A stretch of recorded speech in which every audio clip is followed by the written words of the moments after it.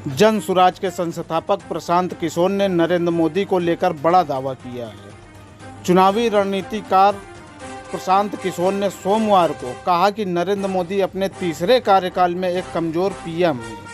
इसके साथ ही उन्होंने पीएम मोदी की ताकत और लोकप्रियता गिरी। न्यूज एजेंसी ANI से बात करते हुए प्रशांत किशोर बोले कि मैं चुनाव से पहले ही कहा था कि वो जितनी भी सीटें ले आएं, अपने तीसरे कार्यकाल में वो कमज़ोर साबित होंगे, क्योंकि 10 साल में लोगों ने उनके काम देखे हैं।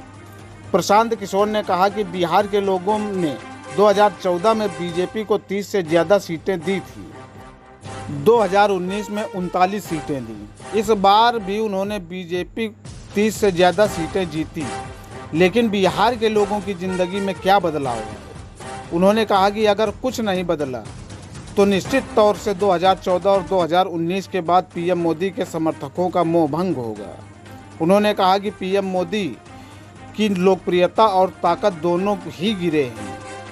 चुनावी रणनीतिकार ने कहा कि आने वाले 2-2.5 साल में 9 राज्यों के चुनाव होने हैं और पीएम मोदी की लोकप्रियता इन पर ही टिकी हुई है। उन्होंने कहा कि अगर नतीजे बीजेपी के खिलाफ आते हैं तो सरकार की स्थिरता पर सवाल खड़े होंगे।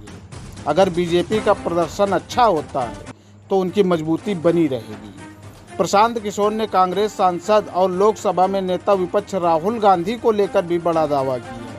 उन्होंने कहा कि कांग्रेस के हालात में थोड़ा सुधार हुआ है और उन्होंने कहा कि राहुल गांधी ने पिछले 2 साल में काफ़ी मेहनत की है। प्रशांत किशोर ने आगे कहा, मैंने चुनाव से पहले ही कर दी थी भविष्यवाणी।